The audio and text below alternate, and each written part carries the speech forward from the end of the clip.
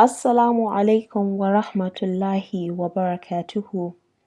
In this video, I would like to talk about the concept of fitness in Islam and how our body is an amana from Allah subhanahu wa ta'ala and it has a right upon us.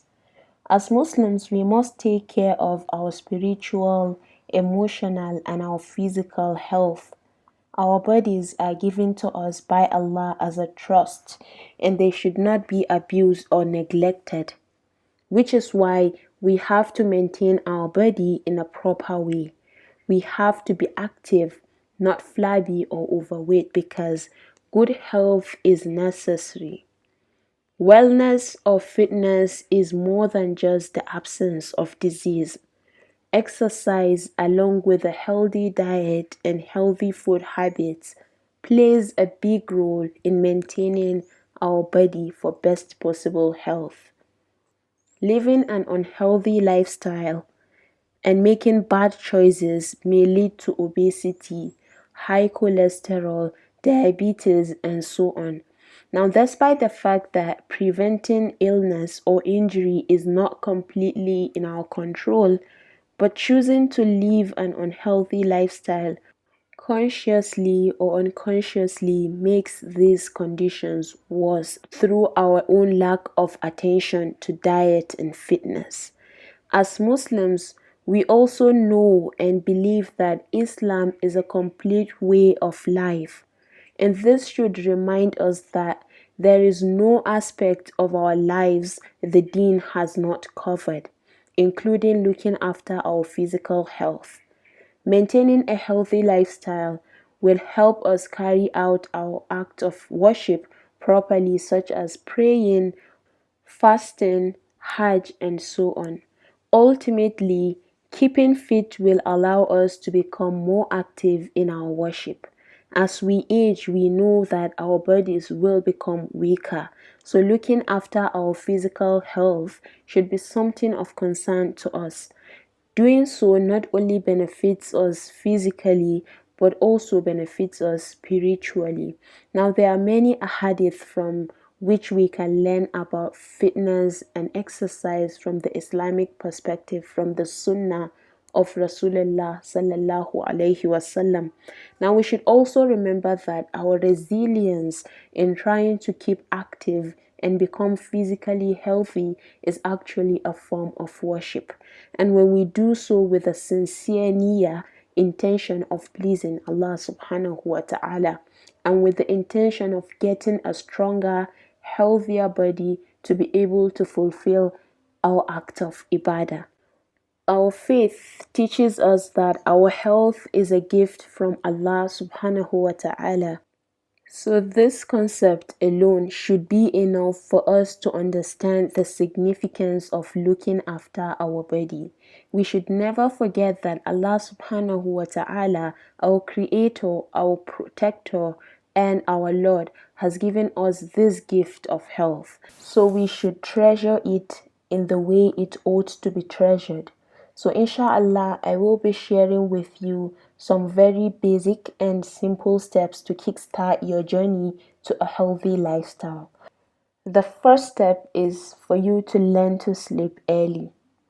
Sleep plays a vital role in good health throughout our lives. Getting enough sleep at night helps protect our mental and our physical health. Allah subhanahu wa ta'ala says in Surah Qasas, verse 73, that وَمِن رَحْمَتِهِ جَعَلَ لَكُمُ اللَّيْلَ وَالنَّهَارَ, and out of His mercy He made for you the night and the day, لِتَسْكُنُوا فِيهِ, that you may rest therein, وَلِتَبْتَغُوا مِن فَضْلِهِ, and by day seek from His bounty, وَلَعَلَّكُمْ تَشْكُرُونَ, and that perhaps you will be grateful. As Muslims, we are meant to sleep early, then get up early to start the day's activity with energy, which is a sunnah of Rasulullah sallallahu alaihi wasallam. Those early morning hours are filled with so much barakah. Rasulullah sallallahu alaihi wasallam said, "O Allah, bless my nation in their early mornings. That is what they do early in the morning. And this hadith is from Ibn Majah. So go to bed early and rest. Rasulullah sallallahu alaihi wasallam would not like to engage in unnecessary talk after Salatul Isha and would go back home and sleep. So to keep up with this habit of waking up early, you need to engage in the sunnah of taking a nap after Salatul Zuhur, which is called the Qailula, siesta. But we also have a problem of sleeping early because we check our phones last thing before we sleep. And the light effect from our phones and laptops keep us restless and unable to sleep even when we are trying to force ourselves to sleep.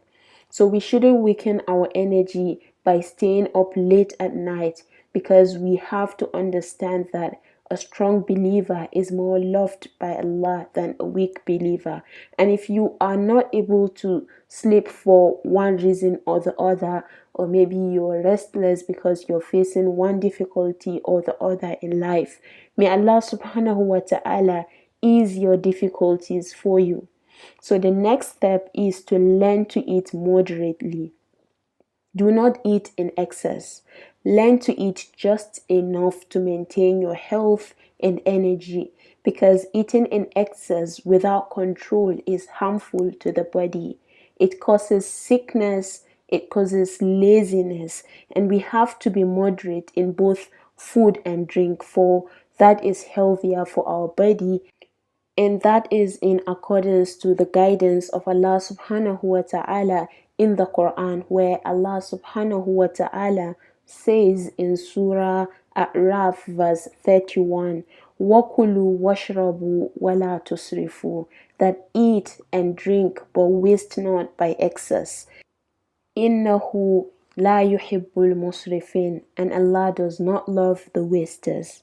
So Rasulullah sallallahu alaihi wasallam also advised us to have moderation in our food and our drink.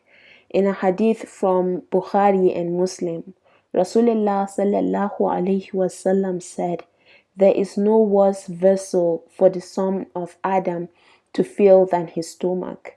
But if he must fill it, then let him allow 1/3 for food, 1/3 for drink, and 1/3 for air." So may Allah ease our task. And the next step is to exercise regularly.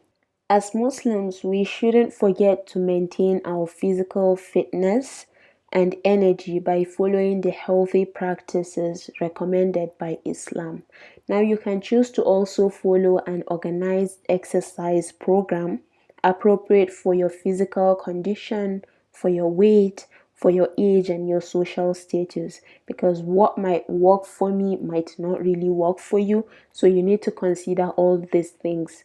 And these exercises, they give your body agility, beauty, good health, strength, and immunity to diseases, which will make us able to carry out our duties and more fit to fulfill our roles in life.